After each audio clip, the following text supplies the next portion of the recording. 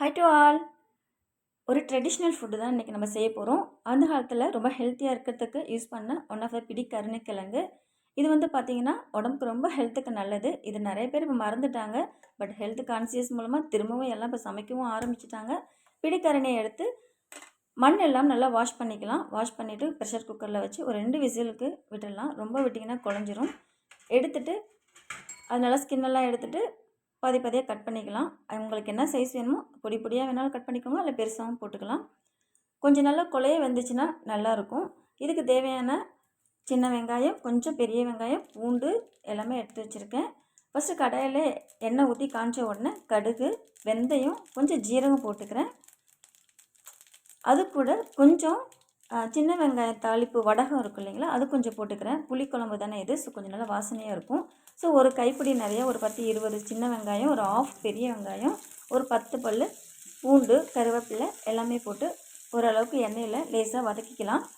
வதக்கின பிறகு இது கூட தக்காளியும் போட்டுக்கலாம். தக்காளி ஓரளவுக்கு நல்லா வதங்கி வரணும். அந்தளவுக்கு வதக்கிட்டு, ஏன்னா வதங்காமல் இருந்துச்சுன்னா அது அப்படியே கல் மாதிரி தான் இருக்கும் இப்போ வர தக்காளிலாம். ஸோ ஓரளவுக்கு தண்ணல் கம்மியாக வச்சு அப்படியே லேசாக வதக்கினோம்னா அதுவும் நல்லா வதங்கி வந்துடும். ஓரளவுக்கு வதங்கிருச்சு. இதுக்கப்புறம் கொஞ்சம் மிளகாத்தூள், சாம்பார் மிளகாத்தூள், தனி மிளகாத்தூள் ஒரு 1/2 ஸ்பூன், மஞ்சள் தூள், தனியாத்தூள் எல்லாமே இருக்குது. உங்களுக்கு காரத்துக்கு ஏற்ற மாதிரி நீங்கள் கொஞ்சம் அதிகமாகவும் போட்டுக்கலாம், கம்மியாகவும் போட்டுக்கலாம். அது உங்கள் இஷ்டம். இது நல்லா எண்ணெயிலே கொஞ்சம் ஓரளவுக்கு பரட்டிட்டோம்னா இது நல்லா கலரும் கொடுக்கும். சேம் டைம் வந்து அந்த கார வாசனை வந்து போயிட்டு குழம்பும் நல்லா வாசனையாக நல்லாயிருக்கும். இதுக்கப்புறம் புளி கரைசல் நான் ஒரு எலுமிச்சை அளவுக்கு வந்து கரைச்சி எடுத்து வச்சுருக்கேன். அதையும் ஊற்றிக்கலாம். குழம்பு கூட்டி போகிறது வந்து உங்கள் இஷ்டம். ரொம்ப திக்காக வேணாலும் திக்காக வச்சுக்கலாம். கொஞ்சம் தண்ணி மாதிரி வேணால் இன்னும் கொஞ்சம் எக்ஸ்ட்ரா தண்ணி ஊற்றிக்கலாம். நான் இன்னும் கொஞ்சம் தண்ணி ஊற்றிக்கிறேன். ஆக்சுவலாக இந்த கிழங்கு வந்துட்டு ஓரளவுக்கு குழையிற மாதிரி லேசாக நீங்கள் வேக வச்சிட்டிங்கன்னா அது மேலே இருக்கிற அந்த கிழங்கோட எசன்ஸே அதில் இறங்கி குழம்புக்கு வந்து கெட்டித்தன்மை தரும். ஆக்சுவலாக இந்த கிழங்கு வந்து மசியல் பண்ணியே சாப்பிடுவாங்க. ஸோ இது கொஞ்சம் குழைய வச்சிட்டோம்னா மேலே இருக்கிற மசியல் இறங்கி குழம்பு ரொம்ப கெட்டியாகவே இருக்கும். இப்போ பார்த்திங்கன்னா நம்ம புளி கரைசல் தென் மசாலா எல்லாம் வெந்து நல்லா ஒரு 10 நிமிஷம் நல்லா கொதிச்சிருச்சு. நல்லா கொதிச்சுட்டா தான் அந்த புளி வாசனை போயிட்டு குழம்பு நல்லா டேஸ்ட்டாக இருக்கும். கொதிக்க விட்டுருங்க. மேக்ஸிமம் முடிஞ்ச அதுக்கு நல்லெண்ணெய் யூஸ் பண்ணுறது பெஸ்ட்டு. இப்போது கிழங்கு கட் பண்ணி எடுத்து வச்சுருக்கேன், அதை வந்து சேர்த்துக்கிறேன். இந்த கிழங்கு வந்து பார்த்திங்கன்னா புது கிழங்கா இருந்தால் கொஞ்சம் நாக்கில் அரிப்பு வரும். பழைய கிழங்கா இருந்தால் நல்லா டேஸ்ட் தரும், அரிப்பு இருக்காது.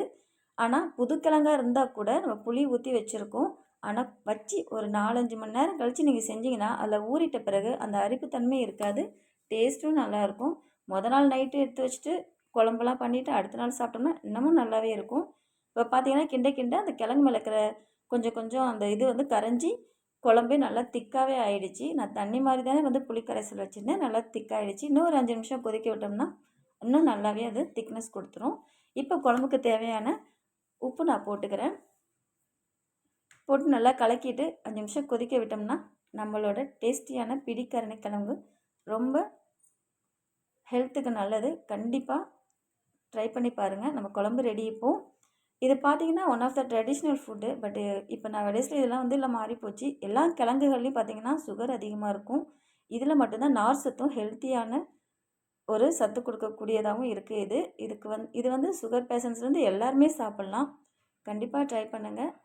எப்பயுமே இந்த பாரம்பரியங்கிறது நம்ம ஹெல்த்தை பாதுகாக்கிறது. அதை மறந்துடாமல் அப்பப்போ வீக்லி ஒன்ஸ் ஒரு 2 வீக்லி ஒன்ஸ் வந்து இந்த கிழங்கு குழம்பு வந்து செஞ்சு சாப்பிட கொடுக்கலாம். எல்லாருக்குமே ரொம்ப நல்லது. தேங்க்ஸ் ஃபார் வாட்சிங்.